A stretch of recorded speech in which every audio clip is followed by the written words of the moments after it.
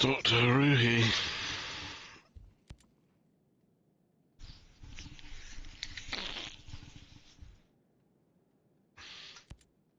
So Project Deus.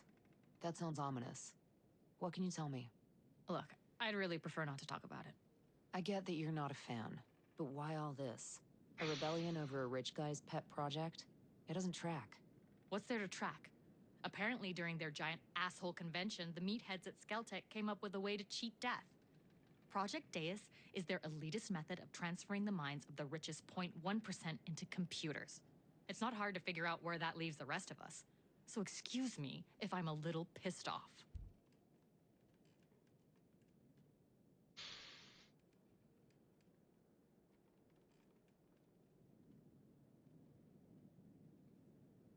People have been trying to cheat the laws of nature since the beginning of time.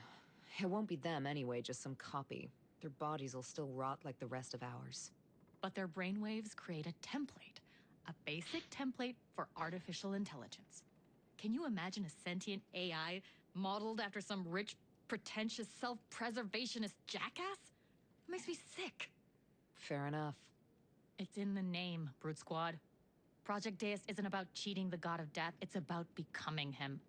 For these people, it means absolute power. That's what the Outcasts are fighting against. I'm sorry, Haruhi. Sigurd was special. They're all looking at me like I've got some answer. That you, Bexol. Sigrid should be here, not me. What the hell am I supposed to... God damn it, I'm barely holding it together. So much for my Brute Squad merit badge, huh? I get it. Sigurd cast a long shadow. But you took this job way before she died, and you took it because you knew she couldn't be the leader the Outcasts needed. In the end, there's only one thing she had over you. She understood that it wasn't enough to be against something. She needed to share a vision with those people, so they could see the light at the end of the tunnel. God damn it, Brute Squad. You get that from a t-shirt? Thanks. Seriously. I think I needed that. Time to get back to work. Kidnapping Madeira and sending out hunting parties? Sounds like Stone's got a big heart-on for you suddenly. Sudden maybe. You really think we had anything to do with him declaring martial law? Stone would have found a way no matter what happened. That's one hell of an endorsement. At least Walker seemed to have a purpose. But if he ever thought he was in control, he was fooling himself. It's only ever a matter of time before Stone remembers he doesn't play well with others. Your people look like they're barely holding it together. What, you mean these nerd farmers aren't ready for Brute Squad boot camp? It was hard enough turning these pocket-protecting 4-H'ers onto vandalism, but infiltration and sabotage? It's a goddamn miracle that we've survived this long. But we're not fooling ourselves. We know at the end of the day, we're just standing with our fingers in a dike. Yeah, well, the tide's coming in. Surviving off the grid is one thing, but if you don't start punching above your weight, you're gonna get slaughtered. If you don't think your lot's up for that, best thing would be to scatter to the wind. If not us, then who? Big shit move, grabbing Gibson. Sometimes your only shot's to punch above your weight. Anyway, there's no going back now. If Gibson and Becker are any indication, maybe there's a path to Stone. That or I'll live to regret this. What the hell? Let me ask you something. Why South Cape Station? Liberty's right next door, and it wouldn't take much for Sentinel to surround you and cut you off from everything. It's rare that outcast cells stay put more than a few days. Nature of the beast, I guess. With this place, we were just looking for something more permanent where we could stockpile supplies and safeguard assets. The landfill keeps away Sentinel and Skeller tourists from the capital. We're right near to our fields of operation and close enough to Sentinel that we won't show up on radar. As far as security's concerned, the Creek does a decent job of keeping us hidden, and looking out at the cabins is a bonus. How did Sentinel Corp take control of Auroa? Skell hired them to deal with us initially once he realized that he had some resistance against transhumanism, his own private militia. They started making arrests, so a few of us went to ground and our sympathizers followed, thinking they'd leave us alone once we were outside of the cities. But they didn't? Stone got permission to operate outside Liberty and Infinity, and Skell let him set up shop in the Cold War installations to patrol the wild. Once they got there, they did just enough to keep us at bay, while using us as cover to bring in men and vehicles, which he hid from Skell in some underground bunkers, which of course are now called Camp Ferret and Camp Weasel. Son of a bitch has a sense of humor. We were watching the whole thing happen. And when they grew strong enough, they took over.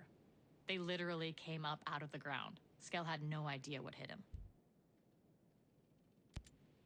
If I was looking for a fight, where should I go?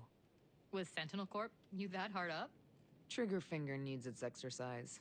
Well, Sentinel patrols the city centers and industrial complexes pretty heavily, though there's always civilians around, so I'd keep away from those if you can help it. Then there's the settlements they built when they first got here, in the southwest and northeast, where they keep their reserve garrison and store resources. That sounds like more fun than anybody should be allowed to have. If you're looking for more of a skirmish, you could check out one of Auroa's many Cold War-era bunkers left courtesy of Uncle Sam. They also set up some transportable structures and took over some Skell architecture. Basically, if you see a green storage container-looking thing, Sentinel's probably nearby. Of course, if you don't feel like looking that hard, they patrol most of the island 24/7, so you could just pick a spot and wait. I want to know about the bombing. It was a mistake. There was nothing strategic about the Skell Foundation. It was an office building.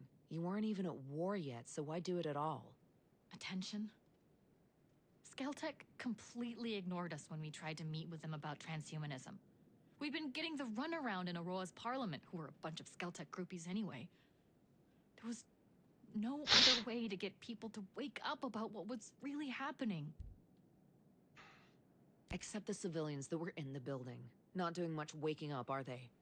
I get it, okay? We've been through this before. If there's something I can actually do about it, let me know. Till then, drop it.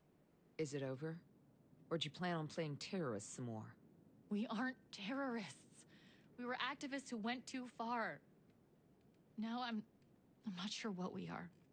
But causing civilian casualties again would destroy whatever ethical glue is still holding us together. How goes the ad campaign? Can't argue with results. Gotta hand it to Sigrid. What do you think's gonna finally get the civilians off the sidelines? At first I was thinking of replaying the speech, but it's long. So we put our heads together and came up with some slogans and catchphrases, a couple pictures and videos that are hard to ignore. The plan's to send them through email and social feeds. One of my favorites is to take a Skell invention and ask the viewer if it'd be cool for some historical villain to have the same invention. If not, why let Sentinel Corp have it? Exactly. How do the Outcasts manage to sustain themselves out here? Barely. None of us have the skills or equipment to farm or fish. Even if we did, it'd bring us a boatload of attention that we couldn't afford. Once in a while, a civilian will leave some food at a dead drop, but it's risky and never much. Best bet's always to steal from farms and raid Sentinel supplies, but of course they're protected. Then there's still the matter of getting the supplies out to as many cells as possible while avoiding detection. Nobody thinks about food at first. That's why so many groups who call themselves revolutionaries end up as bandits. Even if you don't think it's possible now, you'll want to be careful you don't drift that way. I was out at Darkwood Island. It looked like Skell built a city and abandoned it. Unless he's planning on turning Auroa into a movie backlot, I can't quite figure out why he'd do something like that. How else would he test the AI in his drones? The archipelago is chock full of dedicated training fields. God damn it. The ones training there were combat models. Sentinel's building a whole army. You at all worried about the increased traffic around the industrial facility near here? Being that your HQ is so close, I mean. The only human within miles is a skeleton crew of Sentinel rejects who probably got transferred there as a punishment and bitch all day about finding a detail with more action. Not the sharpest bunch. And just like everybody else, they're convinced there's nothing interesting on Windy Islands. So we let them believe that. We can travel back and forth on those barges day in and day out, and the only thing that follows us is a stink. Can you tell me why Sentinel's got a prison set up in the survival shelter complex? Nope, never been. Never planned to either, but I've heard about it. Given Skell's vision, it doesn't seem too far-fetched. An illegal prison in a remote fortress, on top of a mountain, surrounded by ice and snow where no one in their right mind would go looking? No offense. None taken, but the size of the place is insane. It looked like you could fit Auroa's whole population up there. I can't see a scenario where Sentinel would use all the space, but clearly they were thinking big, which gives one pause. Well, I retired Ilsa Herzog, who was running the place, but I'm sure that's not gonna do anyone any good. We'll just have to see. What's up with the security center? It's a security center? A penitentiary in Skell's personal paradise of freedom? It popped up pretty much right after the Outcasts started kicking up dust about Skell's agenda. They sold it to Parliament as a place to hold troublemakers before they could be transferred off the island. But of course, when Sentinel showed up, Skell handed them the keys to help them with their peacekeeping. Weirdly, Sentinel didn't really use it. Not sure if it was too small or what. Most outcast and civilian inmates get sent up to the prison that used to be the survival shelters in Good Hope Mountain.